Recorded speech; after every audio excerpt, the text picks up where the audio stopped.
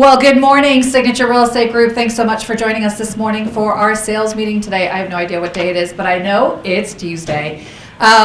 So I'm going to start off our meeting today with Shelly Panzarella from Prosperity Lending. Oh, so cool. Come on in. Thank you. You can stand next to me. Nope. Hey everyone, happy Tuesday. So today I want to talk a little bit about HomeBot.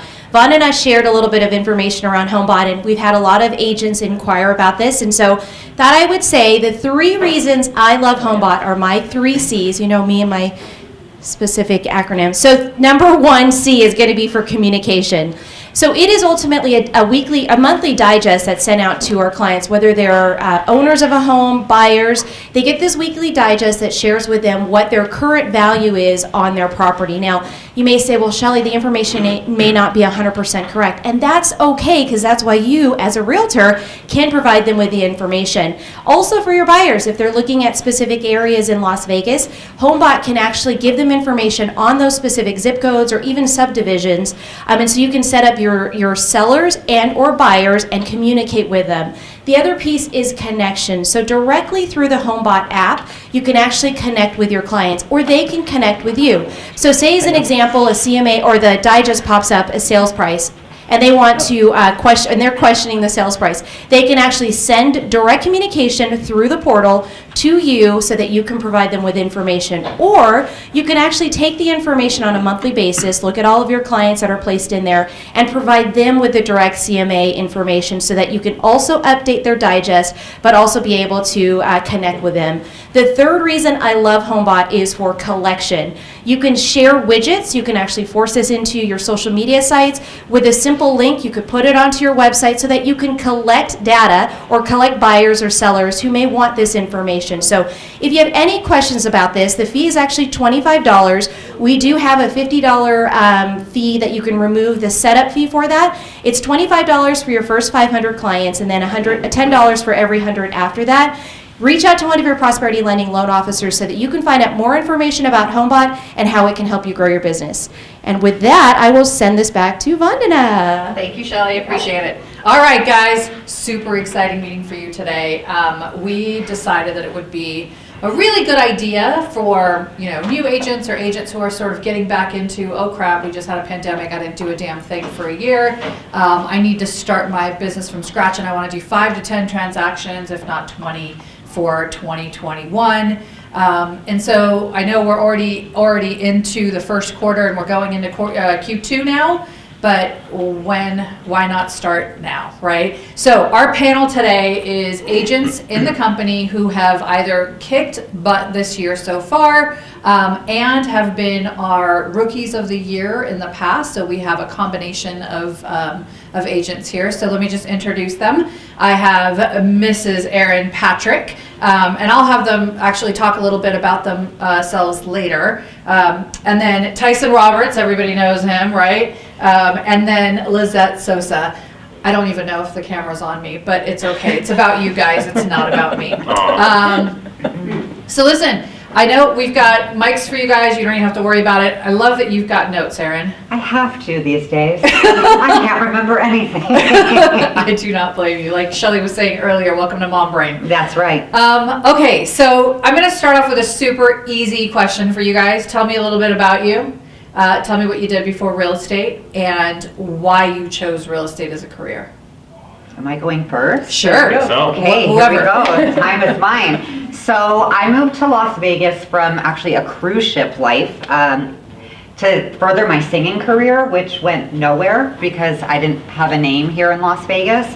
So I couldn't get a singing job, so I needed work. So I applied to be a bevertainer at the Rio, which if you don't know what that is, it's the very embarrassing stages around the casino where you get up and sing and dance every hour. Yeah, I don't recommend. But I did that job for about 4 years before landing a show here in Vegas, which I did for 2 years. But I did those jobs at the same time. So 11-hour days, not that much money. I was like, I got to do something else. So I said whether it was going to be paralegal school or real estate. I applied, got UNLV scholarship, and I said, I don't want to make $19 an hour. I want more financial freedom. So I decided to get into real estate. I loved going to open houses with my mom, which I quickly understood that real estate is more than just open houses. But I fell in love with it, and to this day, my favorite phone call to make is your offer has been accepted, especially in this market. Right? Seriously. So I think I've come to the conclusion that I want you to sing the rest of the meeting. All your answers are going to be No, in song. that life is gone. I'll sing for you, B. I mean, anybody else Yes, out you there take want me it. to sing the rest of the meeting? I would. Okay, Tyson. So I actually came here right out of college. So before this, I actually worked in clinical nutrition in the NICU at a local hospital when I was in college. And then I played college football at the same time. And then I originally got licensed while I was in college in Utah, and then came down here. And then as far as real estate goes, I think, growing up with a parent who's a realtor, I just, no way I'm gonna do this. I started being around the business more and just kind of naturally gravitated towards it. Nice. Why no way I'm going to do this? Well, because it's like when you're a kid, they drag you around to the showings, the meetings, it's boring, the office. All those things that the last place you want to be as a kid. And so you just kind of associate that with real estate. But then you find out it's much more. Yeah. Nice. Okay, Lisette. Last but not least, so I actually did live corporate events and did a lot of things like on the Strip, the conventions. I did a lot of traveling with that. And realistically, I looked at becoming a realtor because I had large pockets of time. So I would work 2 weeks and then I would have 4 weeks off. And so I was looking at it going, you know what, I'm spending a whole lot of time doing nothing and spending money. Let me figure out something that I can do to make more money. And so I procrastinated a little bit on that, and then all of a sudden the pandemic came. And so I was like, well, look, here's a perfect time to do this. And then I jumped in and kind of like just Katie barred the door, let's run. Yeah. So how long, you just started real estate, right? Yes, September, 7 months. 7 months. Wow. Tyson? Ooh. If you count Utah, September of 2018. Okay, let's talk about when you actually started really doing real estate. Really doing real estate. All those times that you were licensed just because. So I would say the fall of 2019 when I moved out here. Okay, So about pretty, a year and a half. Yeah, pretty new. And Erin? Summer of 2016 is when I got licensed. Yeah, so really new agents. I mean, yeah, she seems like a veteran for a lot of people who just started, right? Erin does, Yeah. because it's been 5 years. But ideally, I mean, so think back, and I'm going to start with you again, Erin, because you've been in the business longer. What was your first day like? The parts that you could talk about. Yeah, we'll talk off camera about the parts later. But, Right. no, I was terrified, but I was terrified for my own mind, I guess, because I was coming from a performer background, platinum blonde hair, just, toting around. I was afraid of getting judged for just the way that I looked. And if you knew me back in 2016, I wore the highest of heels and the most questionable clothing. Sorry, Janet. Those have since been donated, so I don't wear those things anymore. But I walked in the office and I knew not one person did I know, but I was very, very excited. And I sat, oh gosh, I'll never forget this. I sat by the desk by the printer in the Summerlin office in the back, and I just listened to everybody in the office.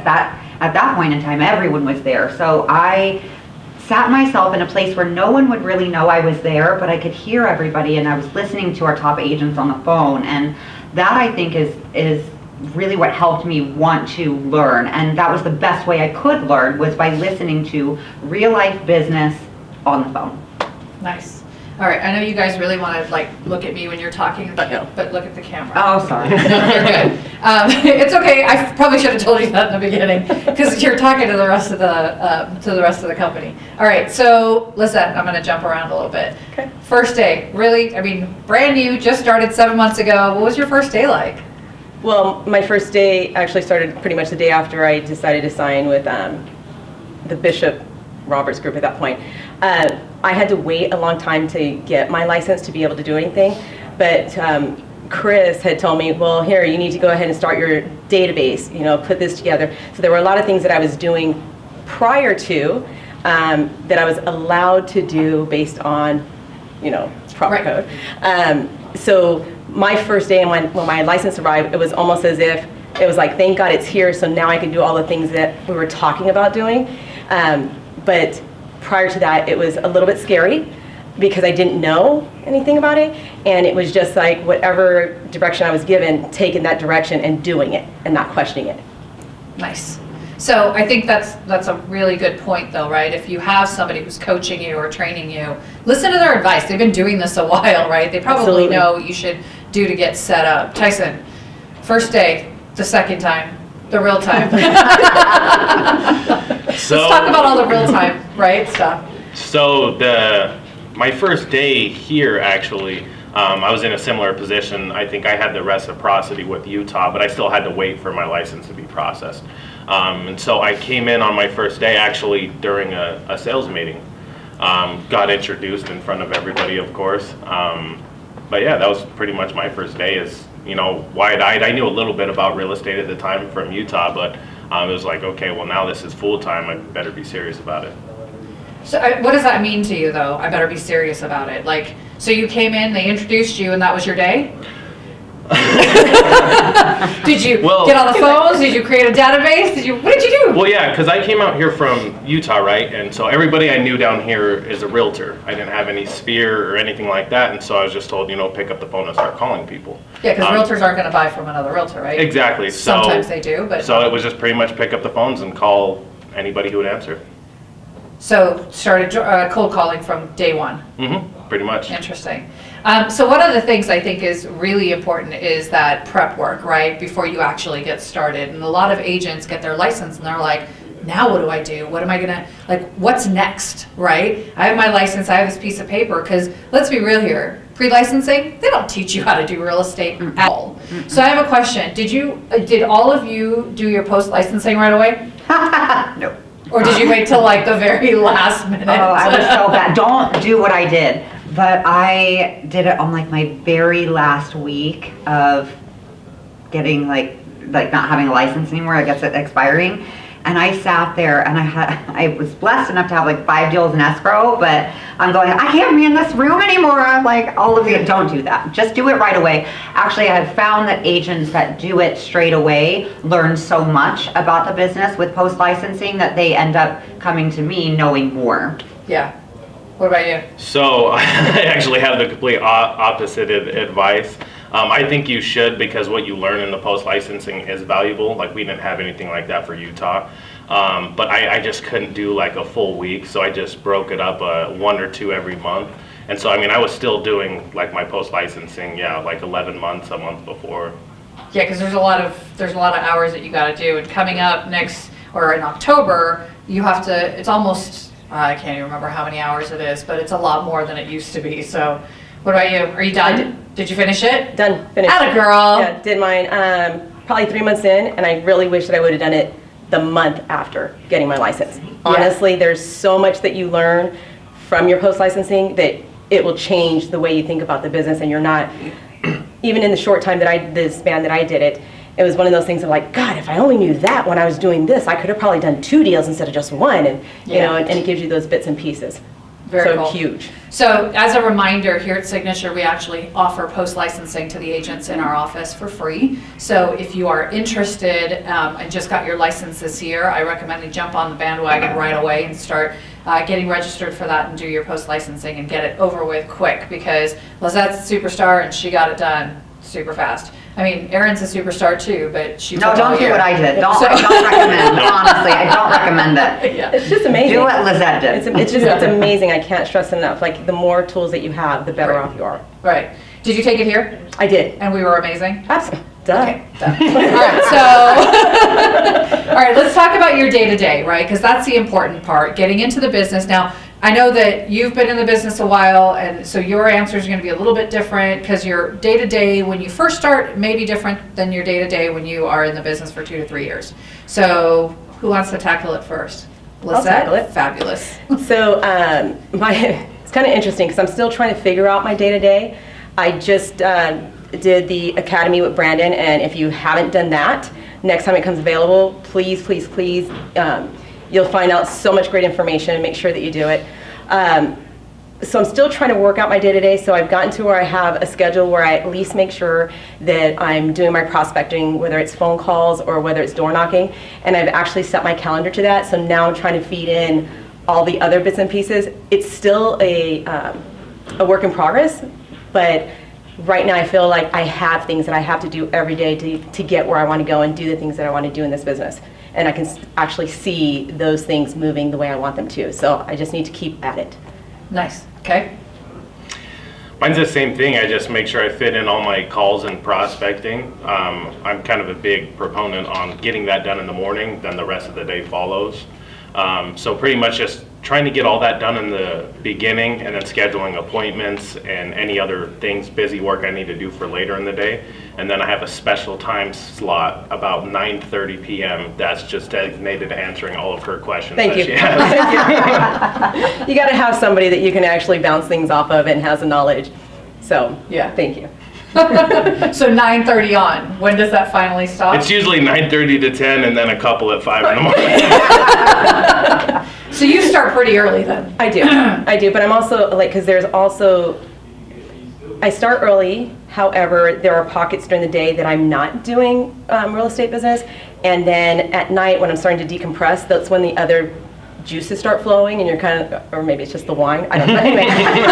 When it starts, your brain starts working, you kind of go, hey, I have this question, and if I don't act upon that at that point, I'll put it to the side and move on to something else. So Or you'll forget. yeah, absolutely. I'm like that too. So I Absolutely. get all my best work done as I'm like sitting in front of the TV and I'm like, oh yeah, I need to do da da da, and I'll doesn't mean you have to answer me right away, but I will send out Right. messages, right? Because I mean I get it. Everybody has to have their own time for themselves and their families and whatnot. So Tyson doesn't. for me, Yeah. but if you need an answer right away, you can call Tyson. What's your phone number? Uh-oh. Careful. Erin, day to day. So I'm gonna start with my morning because I think that's very, very important. It's important to me. So I start my day every day between 5:30 and 6 in the morning. I do my meditation, affirmations, and I have my workout straight away. Because if I don't, I'm not getting it in. But that time is for me to make sure that I'm good for myself because you can't pour from an empty cup. You just can't. So then, oh, and by the way, I don't check my emails or phone or anything until 9 a.m. Everything is on silent, so you can't really get me. But And what time does that turn off at night? 5 p.m. That girl. Okay. 5 p.m. I'm very So, strict with my business Don't hours. call Erin with questions because she's not answering after 5 p.m. until 9 a.m. Ish. We'll see. Yeah. It depends. If it's a fire, I have to answer it. Right. But you know with the difference. Right. But then by 9 a.m., I'm at my desk checking messages. I'm looking at I run a team, so I'm looking at all of our Excel spreadsheets. I'm looking at expense reports, marketing. I mean, everything, because the back end business is so important. That's what I'm looking at in the very, very beginning of my day because I need to know what's going on. And I need to run 4 other team members as Yeah. well. Nice. So I love what you had said, that you start your day off super early. One of the things, so I started reading Miracle Morning this year. Great book. And Miracle Morning specifically for real estate professionals, and that really changed sort of, and I started that in January, and so every January I'm committed to starting that book again because every so often I need a reminder too, right? And it doesn't hurt. I also forget stuff because I've got double mom brain, and and so it's always hard to well, it's easy to get out of the flow of what you're supposed to be doing. So I started with that, moved on to ninja selling, which I think is important with what you guys were saying is working in your business and then working on your business, right? And so versus doing that backwards. And then I just started reading or audio reading a book called Your First 365 Days in Real Estate. And it was kind of cool because it was a concept of all like Miracle Morning and ninja selling like put together. So I'm sort of listening to it. It's just somebody's journey of the first 365 days. So I thought, well, if you're into books or you're looking for a little bit of, inspiration, give those a shot. Okay. So, good stuff. Are you guys ready? Yeah. Ready? All right. Oh God, what are we ready Give for? me some. Game? I know, right? Some tips and tricks that helped you succeed in your first year. Start with the best tips and tricks that you've got. 1, 2, 5, don't matter. Go. Probably my biggest one is no matter where I'm at, if you're within 3 feet of me, you should know what it is that I do for a living. So whether I am at the park walking my dog, sitting at the bar with the girls, eating dinner, pretty much if you're within 3 feet of me or if I'm engaging in any type of conversation, you should know what I do. Nice. Okay. See, I'm kind of like the complete opposite of her because He's a outside of secret real agent. estate, yeah, I don't really talk to people. I just like to mind my own business. But my biggest tip would just be like pick up the phone. I think the biggest help was actually coming down here and not having to rely on, oh, I have all these people down here, maybe they'll reach out to me for real estate. It was really, nobody or anybody in Las Vegas, and you need to go find business to survive. So it was, my biggest tip would just be pick up the phone and call someone, whether it's cold calling, FSBOs, expireds, your sphere, phone book, whatever it is, just pick up the phone and start calling somebody and business will come. And answer your damn phone when somebody calls Well, you. Yeah, Right? that should be a given. and can I Yeah, answer please. your phone professionally? Please don't answer your phone. If you are a business owner, which you are, do not answer your phone, hello. What you want. I mean, What's she talking about? Hi, this is so-and-so, or, I mean, you're a business. Yeah. I agree. Okay. Sorry, I got very passionate about that for a second. I don't blame know you. why that made me so angry. But I think that the biggest tip that I can give is stop making excuses. You know, you're always going to have some reason that you can't do something. And I'll share a story with you that I went through in my first year. When I was making the transition from performing into real estate, I had $120 in my bank account. That was all I had. I did not want to ask Chris for any money. I wanted to fund my own business. So I wanted to do an open house. And I took Brandon's Academy in 2016, and Mike said, you need 40 signs. And I said, I don't have 40 signs. And back then I didn't know that you can ask agents for, help for signs. But I said, I got to do something because nothing is not an option for me. So I went to the Dollar Tree and I bought probably 20 hot pink, huge construction paper, and I cut them into 4 squares, and I wrote open house with an arrow on each side. I had one sign, so I at least could put it in front of the house. And I plastered those all over the neighborhood.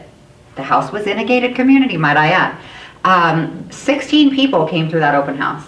Nice. And it was gated, so I had a sign that said text me, so I had their number, so they couldn't budget or anything, so I was able to do my follow-up. So I think in my first year, I didn't do any research on like what the business was like, and I didn't know that so many people exit out of it after the first year. I just went full steam ahead, and that was it. So I went in blind, but don't make excuses for yourself. Do the video. No one cares what you look like but yourself. They just want the information and the content. That's a great thing, actually. Videos are huge. That's been Huge. sort of a big deal. I think just now is people want to know who they're talking to when they get to, when they're sitting with you or when you're showing them a house, especially if you don't know them, they're coming from out of state. They want to know who they're talking to, right? They want to know your personality, your individuality, so on and so forth. And so videos are a big deal. And we've got a video department here, our famous Beta, who can help with a lot of that stuff, right? I mean, I'll tell you, if you go back and watch some of my old Broker Insights, I mean, I had to have a teleprompter. Now I'm off the cusp. It's a little bit obvious I'm off the cusp, but I also don't care anymore because I know that the information is valid and it's important and people want to hear it or that it's helpful. And so I just do it. I mean, even if you look at the very first video I edited, it's not great, but it's getting you're doing better. the work. But it's getting better, right? I hate doing videos. That's Sorry, what everybody okay, says that. yeah. But once you get out of your own way and get out of your own head, I promise you, you are going to flourish. Yeah. You're doing a video now, Lisette. I know. Well, this is a meeting. I got that. It's a video. It's on video. Still 2 cameras. You are on video. It's live, too. See, I'm so used to being on the back side of those cameras and on the, Yeah. off stage. Like that's what my background is, prior to this. So being in front, it's like, oh God, Yeah. all the things that, I would talk to people about. Now I have to adhere to those in my own mind. So I'm only in my own way and I get it. Yeah. Then I'm in my own way. I got it. Yeah. At some point, okay, you'll see some videos. Got So it. I've got agents on the team that are doing videos, and some of them post them and some of them don't, and that's fine. I think the idea is to do them so you get used to being in front of the camera. That's the key, is just practice. Perfect practice makes perfect, right? But you continue to practice, and you'll get there. So don't be shy. I have an agent who hates her voice, and so she is our dancing realtor, and she does videos on TikTok because that's her thing, right? I love her voice. I think it's amazing. So we've pushed past those boundaries, and she's doing videos now because as you do them, you sort of push one more step, right? And just do it. Just get started. I think that's the key here. All right. One thing that you do consistently that fills your pipeline with business, Tyson. Cold calling and open houses. Cold calling and open houses. How many open houses do you do? So, do a year, a week? A week, a day, whatever. So, give us some big numbers. Give us some good ones. yeah. So this is actually my open house partner too. So what we do is try to, minimum 3 really, bare minimum 2 during the week. Like if you're gonna do them, it's not just something you can get success just going and throwing up signs and everything, but it's really the activities around it. And then the whole thing too is I want the neighbors to see I'm in front of their face every day. Yeah. You know what I mean? It's not just, hey, I'm popping by to try and get some business and leave. Like I'm invested in getting this home sold. So I believe 3, 4, the more you do, the better. You could just pick a vacant open house, set up and work from there. Right. You know. And we're great at our company where if you just announce it on Agents of Signature, boom, you can do it. Here's the other thing, you guys. If there is somebody who isn't on the Agents of Signature Facebook page, we have an app now, and hopefully Beta will put it here somewhere where you can, I believe it's down here. Is it down there, Beta? It's going to be now. It's going to be down there, he said in a little bit. But get signed up for the app because you can communicate with everybody in the company using that app. And so if you know somebody who has a listing, because you can pull the listings, by the way, for our company right from the MLS, and you can start contacting those agents and say, hey, can I do an open house on your listing? You can even do searches on listings based on vacant property. Although we don't love for you to do open houses during the middle of a pandemic for another company just because of the liability issues, just talk to a broker to work through that and make sure it's okay. But do open houses. It's a great idea. Now, I'm also going to do a selfish plug here, is that May 7th, we are doing an open house class. I don't know if you took my class before, right? How to do a productive open house or doing a productive. Yes, you did. I saw you. You were sitting right there. I wasn't in Vegas yet. I know what it is. It's a great class. I know what your class is, but no, I've never. So I do it annually. I've done it annually for the last 3 years. And so what I did was I just took it and I created a CE class with all the PowerPoint presentations, and I created a CE class, so now you get general CE for attending the open house class. It's called Doing a Productive Open House, and it's all the stuff that Tyson was referencing is the activities that surround your open house are going to be the main key of making sure that you're successful, right? So that is on May 7th. I can't remember what time it is, but we will get a flyer out later today. So register for that.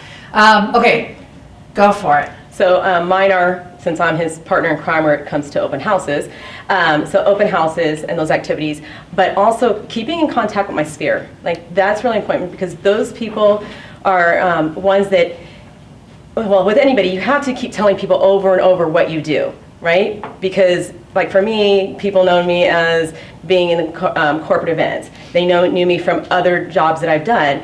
They don't associate me with the real estate. So right now for me, it's like constantly getting through my sphere of influence and talking to them so that they know that, hey, you know what, call Lisette, she's a realtor. And that is now, after, 7 months, that is now starting to be, a lot easier for me, number one, but I'm also reaping some of that benefit where people are like, oh, Lisette, here, help my son. Like right now I know I'm known as the condo queen. And I'm okay with that. It's better than a condom queen. Well, it depends on how I'm just saying. Anyway. Early for that. Wrong show, sorry. I think Janet just fell over. Tune in for that on Friday at 1:30. Sorry, Janet, go ahead. Sorry, go ahead. Woo, okay, squirrel. Now let's see where to go. Well, it's funny because we say it sometimes and I'll screw it up and be like, so did you want that condom? I meant condominium. And the great thing is because, a lot of my friends are of my age and they have kids that are now, 20, 30s, and they're like, I need to get them out of my house. Go talk to Lisette. Don't go rent something, go talk to Lisette. And I'm like, perfect. Talk to Lisette all day long. I will put you in a condo that's yours, that you're buying. Yeah, that's amazing. Well, and cool thing about that is that you're getting them early.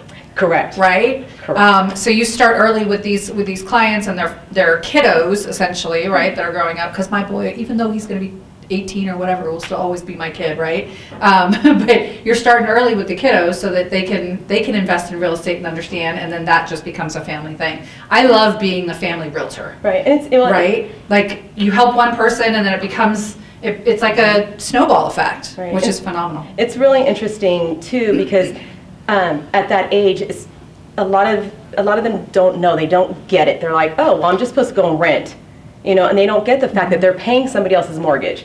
And they have the availability to be able to purchase something, and that's huge. And if we're not sharing that with our younger people, then we're doing them a disservice, being that we're professionals as real estate agents, Yeah. realtors. Well, and, you might want to build on that and do a Here's the class. video. Oh, yeah, no videos, but do a class. I mean, you could do a webinar, but do a class on how to actually invest in your first home or purchase your first home in real estate, and have them invite their friends who invite their friends, and right, just do like a little luncheon. You're welcome. Awesome, thanks. Smart, great idea.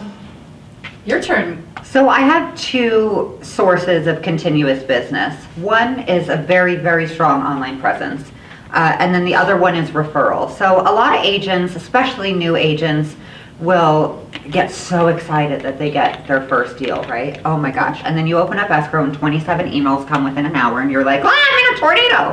And then finally it closes and they go, okay, well, what do I do now? Because they were spinning their wheels for 30, 35 days and they spent so much time on, this one deal that they didn't prospect.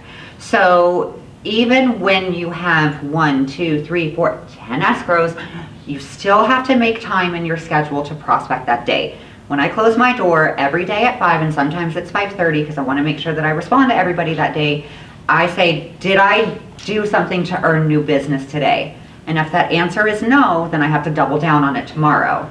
But the things that I do continually will be 30, 60, 90-day check-ins after my closings, an annual real estate review after 1 year of owning the home to see how much equity that they have, pop buys, of course, handwritten notes, and client parties, which I'm excited for. Again, right? Again. Oh my gosh. I know. It's Haven't been done so one in hard forever. not doing anything for the last Oh, year. it sucks. We're I just hate like, it. And yeah. my clients are talking about it. They're like, when are we going to do this again? Well, ask Sisalak. Yeah. Awesome. Yeah, can you imagine that email? Hey, I want to go to the Patrick Group's team Client party. Client party. When do you open the city back up? All right, so give me a couple of things. So there's agents here that are trying to do 1, 2, 3, 5, 10 transactions. Now, many of you have practices that you've put in place that have earned you Rookie of the Year, that have earned you, recognition within the company of doing some decent transaction volume, right? So tell me a little bit about what that looks like and, your thoughts on how to help agents get there. I know we talked a lot about strategies and your tips and your tricks, but I think the biggest thing is just do the work. We know that real estate takes hustle and it takes knowledge. Now, one of those things can be taught. The other one has to come from you. And we offer great classes here at Signature, and there's a lot of time that I see class addicts, and they'll just take class, but they're not implementing what they're learning from this class into their business, and that's a problem. If there's no implementation, you're not going to have a business. You're going to be busy, not productive, and there's a difference. So my biggest tip is implementing things that you're learning, number one, but make sure that your back-end business is being attended to. Because when I first started, I didn't have a CRM. I didn't know about all of those things. I was just hitting the ground running, and I had nothing for about a year. So your CRM, your customer communication, Excel spreadsheets, your brain can't remember all of the stuff that's going on. So make sure that you do have a system in place that's going to help you succeed faster. And you're going to be very successful in this industry if you do two things. If you have great customer experience and your hustle. That's it. That's Nice. it. Tough act, talk, follow there. What? Yeah. Did you say ditto? 'Cause that's what I heard. I would say the same thing with her. I think the biggest thing you have is an agent will come to the business and, you know, their wheels start spinning. Literally nothing, like you mentioned, was taught to them in pre-licensing. Now, what do I do? The biggest thing is don't kid yourself and think you're actually working when you're over here and over here. Like, just go prospect, just go find the business, and then you could learn those things along the way. Like, we had a team meeting yesterday and I was talking to one of the team members and it was like, you know, you don't need to be a master of the contract. I would rather you come in with and say, I have 3 buyers that I need to put offers on right now, please help me, versus, hey, I can tell you the master, everything legal jargon of the whole contract, but it's just like, but do you have anyone to write an offer for? So I think just getting out there, like she said, and the hustle and the work and going out and finding people and then building off that. Okay. So I think it's really important if you apply with both Erin and Tyson have said, but also if you find yourself not getting where you want to be, find yourself a mentor. Find yourself somebody that you can attach to that has, you know, a similar or a bigger goal than you. That way you kind of have somebody that you can partner with and move along those lines, because you know what, as people, we do better lots of times when we're scared to grab onto somebody else's arm and go, okay, we're going to do this together. I know when I jumped in, fortunately I had Chris as my mentor, and then I had, you know, Tyson. So I was surrounded with people that were like, okay, what are you doing today? How come you haven't done this? You know, and even though it's my responsibility to keep myself accountable for it, it's always nice to have somebody else holding you accountable for whatever you say you're going to do. And one of the things that in the beginning I had asked both Chris and Tyson was, hey, what does an agent do in their first year? You know, because I'm thinking in my mind, I'm behind, you know, because I'm not doing enough. And when they You sat down, just started. no, but that was my mindset. But see, that's the drive that's Right. gonna get to make you a multi-million-dollar producer. And that's cool, because I'm getting there. But the point behind it is that agents are always told when you first get in this business, oh, you're not going to do anything for your first year. You're not going to do anything for your first 18 months. I'm calling BS. Yeah. Because I was told that, but I didn't listen to it. And my mentors and the people around me were like, no, you're doing good. Keep on going. Okay, what else do I need to do? It's all in your desire and your drive. If you go, oh yeah, I'm in real estate, but I don't need to do a deal for 18 months because that's what I was told, why are you wasting 18 months? Yeah. You don't get that time back. Right. No, and you've already spent quite amount of money to invest in yourself. Correct. Into this business, and I think being full-time as well is huge. You're either in or you're out. If you want big money, in or out. Well, and in all fairness, like I'm still doing corporate events. Of course. You know, along with, because it's like I love doing those, and you know, my team keeps telling me at some point if you have to make a decision, I'm like, well, when I cross that bridge, I'll make that decision then. Oh, But yeah, now- you should be using that corporate, you know, planning as a tool for real estate. We're just jealous because she'll sell 2 homes and then go on vacation and then come back and sell a couple more. And they call it vacation, but I am Yeah, working. that's what we call it. They call it vacation. time. Hey, Yeah, that's when because you do have the to most work help. so you can write it off, right? Right. Exactly. Yeah, so hustle and drive are important, but unless you're actually willing to do the work, they don't mean Absolutely. anything. And I think that's the key here, is that you have to be willing to do the work, right? Regardless of what it is that the stories that you tell yourself in your mind, I'm not good enough, I don't know enough, I don't, right, whatever that may be. You've got an entire team here at the company that will help you with anything that you need to get past. We have a coaching program, we have a mentorship program, we have classes that we offer on a monthly basis, sometimes weekly basis. Like, we're constantly going through, you know, the scenarios of how to help you in different aspects of this business. And like Erin said, don't be a classroom junkie. And if it makes you more comfortable to learn, right? I mean, when I first started real estate in 2003, my first day was like, all right, what do I do now, right? I had just gotten married and to my starter husband, and we are. That's funny. Thanks. And so I can't even take claim for that because it wasn't me who created it. But I just got in the business, and we had like 1,100 people at our wedding, and we're Indian, right? So that's what we do. I just got on the phones, I started calling. But here's what's changed for me in the last couple of years that's different is that similar to what you're talking about, Erin. So I've realized that if I don't work out in the morning, it's not going to get done, and I'm tired of not fitting into my clothes, right? So, so I wake up, I work out, I do my affirmations, I write my 2 notes of 2 thank you notes or 2 notes to somebody in my life, right? No matter, and believe it or not, those 2 notes have turned into 3 or 4 a day, and it just depends. Sorry, once you get started, it's like so boom, easy. right? You start your thank you, you start your gratitude, you read a book, and so I got this gadget that like sort of rolls underneath my treadmill, and it has an arm, and there's a book. So while I'm on the treadmill, I read. And so I've been doing that in the morning, so I get 2 things done because I'm all about efficiency. Right? Otherwise, I'm waking up at like 4:30 in the morning on the weeks that I have my kids, and it's impossible to get everything accomplished. So getting those done has been easy. But having an accountability partner is key, right? And I know, Tyson, you were sort of raising your hand because you wanted to talk about something. What did you want to say? Yeah, it's a little bit late now, but what I would like to point out is what you were saying and what she said is all ties into that ninja selling book. Yeah. And that was one thing, if I could recommend anybody, is to read that book. Yeah, like what I absolutely. did is I caught onto it a little bit with our Salt Lake office, and they were really big into it. And then I know They're Erin and really Shelly, into it. started teaching the classes, and so I read that book, and it's completely changed. And a lot of the things you do, the thank you, the annual review, all that stems from that book. And then when she got her license, I handed her my book, and I said, Yep. "This, if I could tell anybody one thing, is right when they get their license, read that book." Yeah.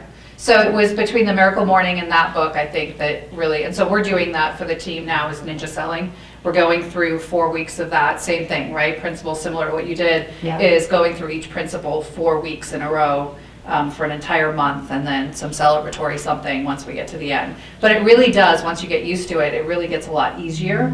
The first week was hard, but having an accountability partner is pretty cool.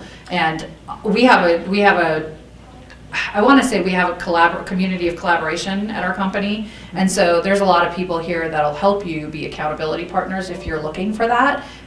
Any one of these guys, Tyson after 9:30 at night, you've got it now. I'm just gonna do it. Right? No, that's reserved for the team. If you want to come join the team, then you have access to 9:30. That's the difference. But that's not Yeah, everybody. The teams can reach you, like they can call me at 7:30, 8 o'clock at night, because if they have a contract Right. question, I have to. Right, I understand.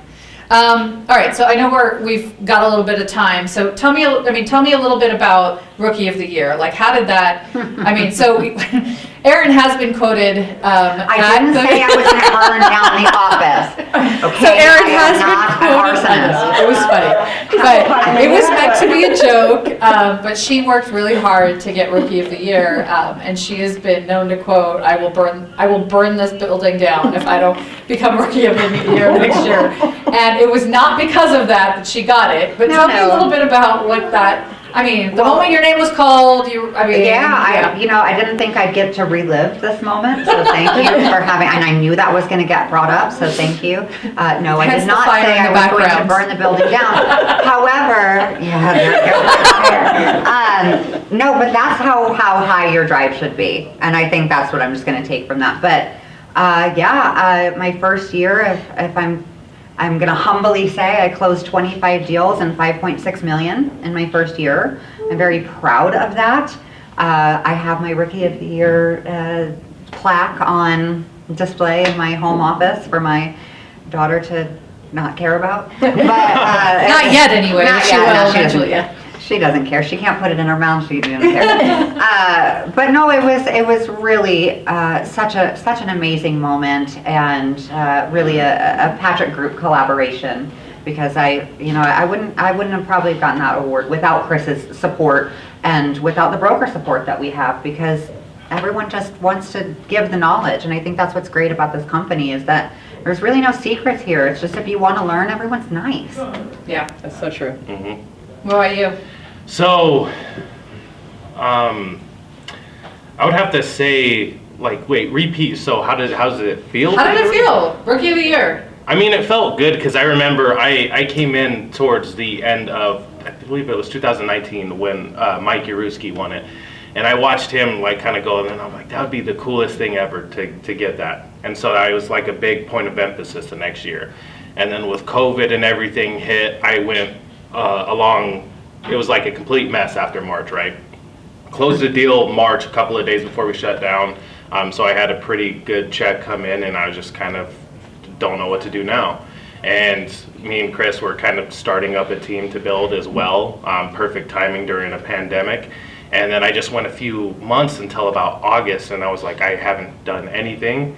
And then I just kicked it up and ended up closing, I think, 7 or 8 just within those last couple of months to kind of make my year not a total waste. But overall, it was awesome. And, you know, I had tons of mentors like yourself, Shelly, Chris, and obviously my father too, to kind of help me bring me along in that process. So it was a cool moment for sure. I do want to emphasize though, Rookie of the Year is not transactional based only, right? I mean, one of the things that your dad said when he, and I don't want to say Who? your dad, the guy that owns the company, right? So Brandon, one of the things that Brandon said when he announced the Rookie of the Year was that you have always been a big, you've been assisting everybody you possibly can. Like you were always engaged in what was happening in the office. You continuously helped other agents, whether it was script practice or cold calling or walk them through stuff. I remember we started cold calling, and then you and Tamara took over and started doing the cold calling on a daily basis, and that was a big deal, right? I mean, that got a lot of agents together to actually, and again, practice makes it perfect, right? Perfect practice makes perfect. So that's also a big deal. So if you're looking to be a Rookie of the Year, I emphasize to you, obviously the transactions are great. Be a part of the collaboration within the company, because that's really what we're looking for as well. We want agents here to be a part of what it is that we're doing. We've built a really great culture here, and so be a part of that in any way that you can. Lisette? I don't know. You haven't- Can we do this next year and I'll let you know? Yeah. Oh, I love it. Yay. That's right, I just realized, right? You get to Because pass the first baton year. now. So yeah, passing on the baton. So not that this is going to be a set deal. I mean, anybody can pass her up. And so that's the challenge for you this year. Oh, is yeah, to just put a see if target you on my can, back, thanks. Yeah, if you can beat her You can have for mine. Rookie of the Year. Yeah, she's starting to make me look bad, so I'm trying to slow her down. Is So she? good luck out there, because I welcome, because I don't think anybody can compete with her. You to just be have to have honest. fun with it. Like Yeah. you just have to know what you want and have fun with it. And whatever happens at the end, whether I make it to Rookie of the Year or not, I'm still going to achieve the goals that I wanted to for myself, and that's far more important than any award. Ooh, let's talk about that. Putting goals in place. How important was that for you guys? I know now I'm like, these are questions I didn't warn you about, yeah, so I didn't I know. I would like to go first on that. So I think a big detriment to 2020, like when I mentioned my struggles, you know, during the pandemic and everything, is I didn't really have a vision or goals written down, right? So it was just kind of when everything kind of hit the fan, there was nothing to kind of keep me grounded and say, hey, these are what I laid out to set myself. This year's been totally different. You know, I started off with my goals written down, what I want to achieve, and then closely monitoring that. And then from there, you know, you look up and then all of a sudden you're doing better 4 months into this year than you did the whole year last year. So I think the goals and setting those and sticking to them and having them in a place where you'll always see them is huge. I can't even begin to how important it is for your business and to stay focused. So are they like all over your walls in your room, in your offices at home, in your office here? When you say to be able to see it, what does that mean? So exactly what you said. Okay. So Todd was during one of our coaching sessions. He said he's driving his wife crazy because he has a number and it's everywhere in his house. So yeah, I've even, like in football, I had some goals of mine and I made it my screensaver on my phone. So the same thing, like if you have a dollar amount or a transaction or how many families you want to help or whatever your goal is, it should be your phone screensaver. It should be taped to your ceiling when you're laying down like in your bed. It should be on your shower mirror. Like I've had things written in like dry erase marker on my mirror. So as much as it's in front of you, you'll manifest that into That's reality. right. What you focus on expands. Yeah. Okay.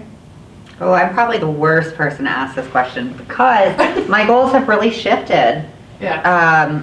you know, for me, I wanted to win everything in the beginning, and I did that very strategically for a reason that paid off, because I wanted to build my team and a successful team, and it has worked. Now for me, I don't really have a transactional marker or a production marker. For me, I just want to be happy. And I know that's probably not what y'all want to hear right now, but yeah, if I could put, you know, food on the table and live comfortably and spend time with my husband and my brand new baby that we adopted, then I'm set, man. I'm good. Yeah. I mean, that's a But goal it's too, still a though. goal. That's Yeah. still a goal. Because Yeah. it's still that happiness and what fills you. And that's why I have business hours. But that's your why. That's also your why, Yeah. right? Is why you do what you do is, and so that's important too. So you have goals, and then you have your why, and and that's what drives your goals, right? That's what drives your Absolutely. activities and whatnot. Okay. Absolutely. I actually have mine laminated in the shower. Oh. Wow. It's laminated in the shower. Apparently, that's where she does her best work. Hey! Well, because you know what, you're you know, it's like early in the morning. Every morning I take my dog out for a walk, so I'm listening to things, and then when I come home and I take a shower, it's there, and it's just me by myself and reading it. Yeah. You know, and it's just one of those things that's just that moment in time where you're not thinking of anything. And if you've ever been out in the rain and you just let the rain hit your face and you just let everything go and let everything else that you want in, it's like just the perfect moment for me, and that's it. Nice.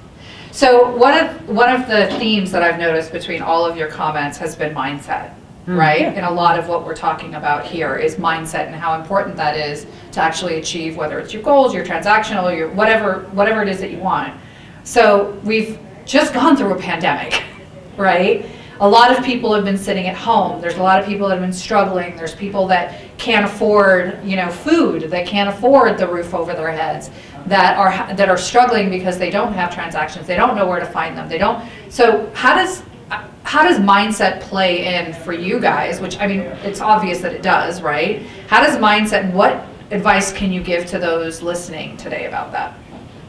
I don't know who wants to start. I'll speak first if that's okay. Absolutely. We'll just say ditto afterwards. Okay, hold on. Better be good, Erin. I guess so. Now the pressure's on.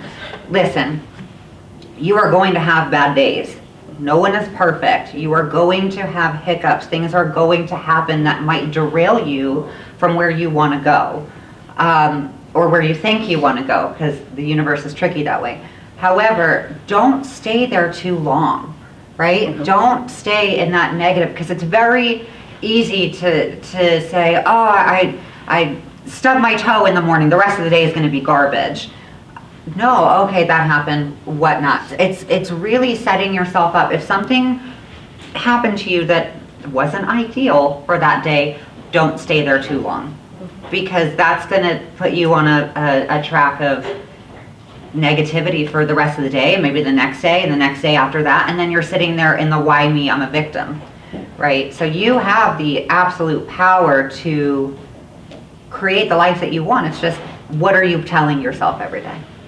And I think it's really huge, is regardless of what's going on, there's always something in your life that you can be grateful for. Mm-hmm. I don't care if it's like, oh my God, you know what, I wrote that check. Do we still write checks? I do, okay. I wrote that check and it didn't bounce.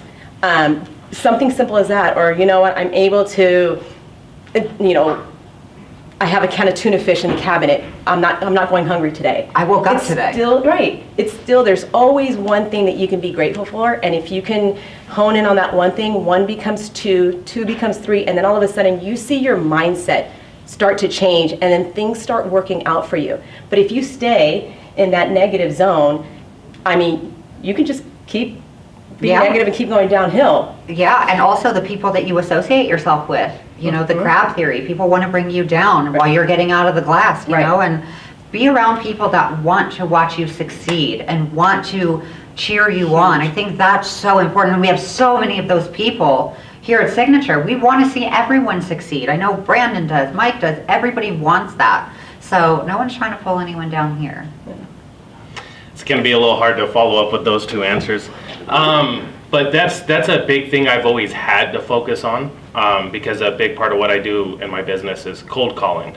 And that's huge on mindset. And just naturally, I'm just sometimes a negative person in the morning. Like, I just hate waking. When I wake up, I don't want to talk to anybody, leave me alone. I hate everything.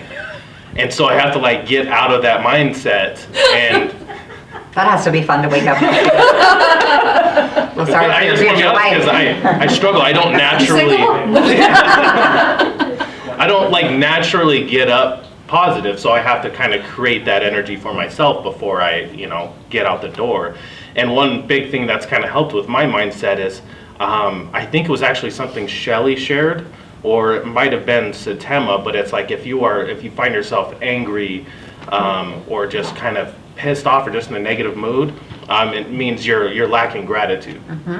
And so one thing I really focus on is like, what am I grateful for in the morning? And then even on days it's kind of hard to go through, the littlest things, water, a roof over my head, food, those little things.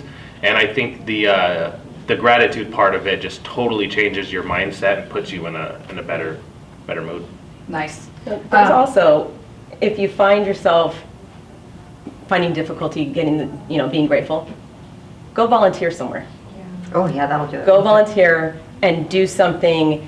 And I don't want to say that it allows you to look at a situation and go, I'm not that bad off. And I don't want to like discredit anybody, but when you go and volunteer, you're giving something from your heart because you think that you're way down here, and you go and volunteer and you give somebody something, your time, all of a sudden, that's something for you to be grateful for. That's something for you to be lifted up and then go into the next day.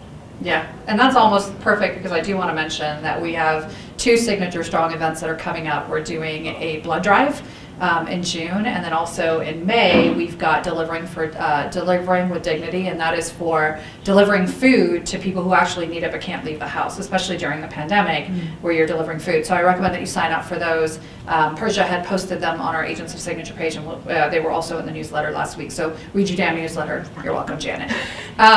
So I think all of that's really great. CRMs, do you guys have, what systems are you using to get your crap together? Because that's a lot that you're doing daily. I'll go on that because I'm kind of a nerd when it comes to all these systems. One thing I was tasked with the team is like, Chris is like, oh, okay, go find something we can use. And then so I've done all these demos and all the CRMs and everything, and seen all the cool latest technology they have, but it still stems back to the best CRM is the one you're going to use. Yep. And it's 100% essential. I whether it's an Excel file, it's a notebook, I think you shouldn't be in the business if you don't have a CRM and a way to connect with your people. And so I use my website for like lead management and everything, and then I have my CRM, which is my database. Perfect. Yeah, I'm with you. I had probably 14 different CRMs before I found the one that I actually utilized, and I think you have to sit down and figure out what do you want. So for me, I just wanted newsletters and holiday things, and for it to be personalized to the person. That's all I wanted. So I use Outstand. It's $20. That's it. It's not lead capture. I have a whole other site for that. But then my Excel sheet, that's what our team uses. Everyone has their own tabs. I know when things are in escrow. I know what's happening. I know what email went out. Every single thing about the business and each person on our team, I know exactly what's being done by technology. Yeah. And there's Google Calendar. That's what I was going to say. There's Oh. so many free tools that you can use. Google Calendar is pretty big. Google Sheets and Google, the Google Docs. I've been using Google Forms as well a lot lately. And Google Forms has been helping me to stay in touch with my clients, like asking them questions as well. And hey, what's your favorite hobby? And so at least I have that, and I put that in the database. So every month I reach out to them asking them something different. So that's been helpful, and there's a form for that. And so utilizing some of these free services, I didn't have an Excel sheet. I had it all like it was a label maker. And so like I had them setting labels for who my clients were for years. Then I started an Excel sheet, and then I just have a system now similar to yours that is easy. And just having anything, right? And I think, Tyson, you said it best, right? Just having one that you use is going to be the most important thing, whether it's an Excel sheet or it's something that you pay thousands of dollars for or something that you paid $20 for. Yeah. And there's just so many things that But have are one. out there. Just have one, something, one. right? Follow-up boss. Follow-up That's boss. Great one. And I like it because all of my emails, all of my text messages are all tracked. So, and I am that person where I do all of the handwritten notes. If I go door knocking, thank you for answering your door, talking to me. Yeah. If you answer the phone, and so all of that is there. So if for some reason I'm going back through, I can see exactly what emails, what text messages, you know. We've had to add more tabs because she's just like, well, you know, it says like child's name, and it's like, well, what if they have another child, or what if they have 3 dogs? I need to know all their names. I'm that person. I want to know everything about you. You Yeah. know, that's just who I am. That's Because awesome. at some point, I'll sell your house or help you find a house. But if I know all those other little details, then it's huge for me. Yeah, very cool. Any last minute thoughts from any of you in regards to just some words of wisdom that you can embark on the agents of Signature? Do the work, and if you need help, you can call me or email me. I'm happy to help. I mean, people were so kind to me when I first started. I think that's the biggest thing. If you are a seasoned agent and a newer agent asks you for help, you were new one time, so please help them. But yeah, I'm available if you guys want to collaborate or ask questions, or I share templates. I mean, I'm not secret about anything that I do, except for my listing presentation. That's proprietary. But everything else I will most likely share. I would say, you know, if you're struggling or you're not doing the business you would want to do, I would look into finding a mentor. The coaching program, me and Erin are both in coaching. She's through the mentorship program. I think that goes a huge, long way, and having someone help you through the business. You know what I mean? I'm blessed to have like you, Brandon, Chris, Shelly, even Erin. Like, I just reach out to anybody who's been in the business and have them kind of help me along the way. You know, this is an industry that we made a decision to be in. So if you made the decision to be in here and to stay here, enjoy it, work hard, and you'll get what you want. If you don't like it, or you have, you know, some adversarial side to it, then find something else. Life is way too freaking short to do something that you don't love, that you don't want to help, that you just go in and enjoy. Yeah, don't have commission breath, right? Yeah, exactly. Go in here knowing that you want to help some clients. I mean, yeah, the money's important, but it's not everything. No. Being able to be that person, that resource that people can reach out to, I think is key. All right, you guys, thank you so much for doing this today. I know it's... Thanks for having us. I know, well, I appreciate it. I know sometimes it's hard to share what it is that you're doing because you feel like there might be competition out there. But like I said, we have this community of collaboration in our company, and I love that, and I think I think it's brilliant that you guys are giving back. So thank you so much for being here today. And those of you, if you have any questions for them, you're welcome to reach out to them. Like I said, you can get a hold of them through the app. You can get a hold of them through Agents of Signature, and I'm sure they'd be happy to share anything that you want. In fact, reach out to any one of the brokers if you have any questions. And with that, have an amazing week. We'll see you next week.